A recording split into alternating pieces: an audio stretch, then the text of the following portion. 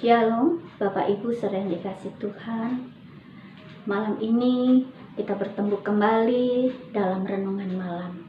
Tapi sebelumnya mari saya ajak Bapak Ibu saudara-saudara, kita satu di dalam doa, kita berdoa. Bapa di dalam surga, kami mengucap syukur untuk kasih setiamu.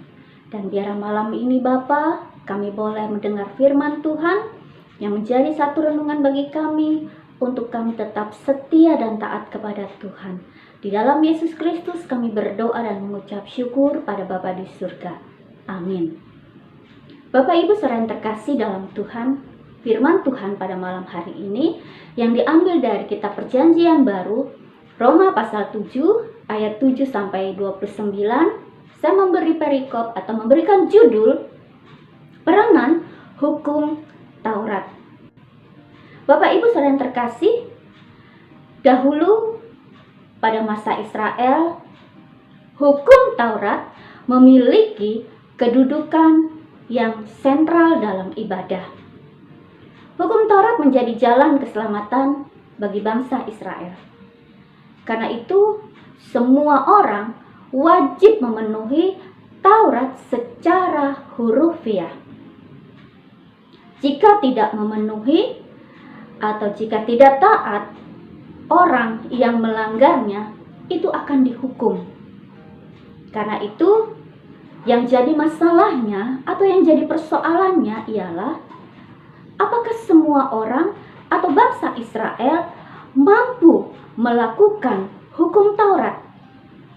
Apakah mereka bisa menjalankan hukum Taurat?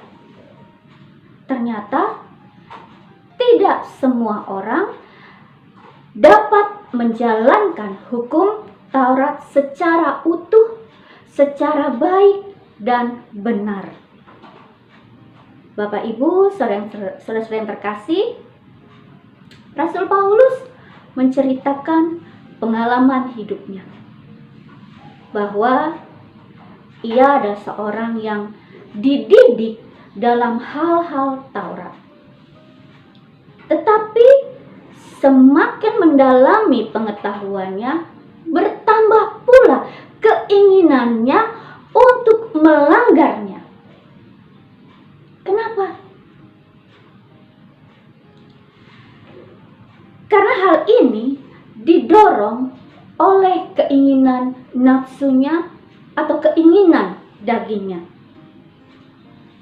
Karena itu, jadi tidak mungkin seorang pun dapat diselamatkan karena memenuhi tuntutan hukum Taurat. Bahkan Yesus pun berkata, "Jika hidup keagamaanmu tidak melebihi orang Farisi dan ahli Taurat, sesungguhnya engkau tidak akan masuk ke dalam kerajaan sorga." Para ahli Taurat dan orang Farisi melanggar hukum Taurat. Mereka saja melanggar hukum Taurat, apalagi orang-orang biasa. Semua orang yang hidup di bawah hukum Taurat tidak mungkin diselamatkan. Bapak Ibu, saudara-saudara yang terkasih, karena itu kita patut bersyukur kepada Allah karena Yesus Kristus telah dikaruniakan kepada kita. Dia hadir di tengah-tengah kita.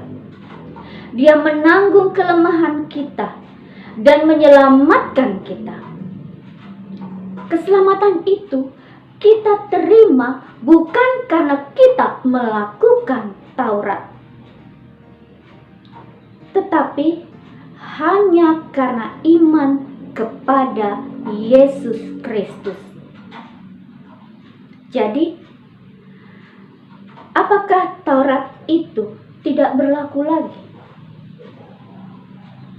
Taurat tetap berlaku, tetapi menerima fungsi yang baru, yakni mengatur tingkah laku kita manusia.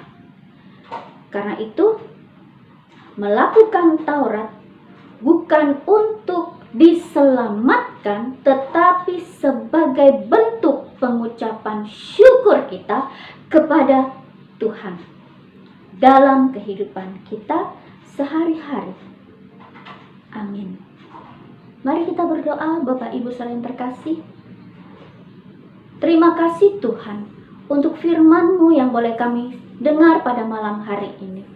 Biar kami bukan hanya mendengar, tapi kami juga dimampukan dan ditolong oleh Tuhan untuk bisa melakukannya dalam kehidupan kami. Menjadi pribadi-pribadi yang lebih baik lagi. Menjadi orang-orang yang terus mengandalkan Tuhan dan percaya kepada Tuhan dalam seluruh kehidupan kami. Di dalam Yesus Kristus, kami berdoa dan mengucap syukur pada Bapa di surga. Amin. Selamat malam, Tuhan Yesus memberkati.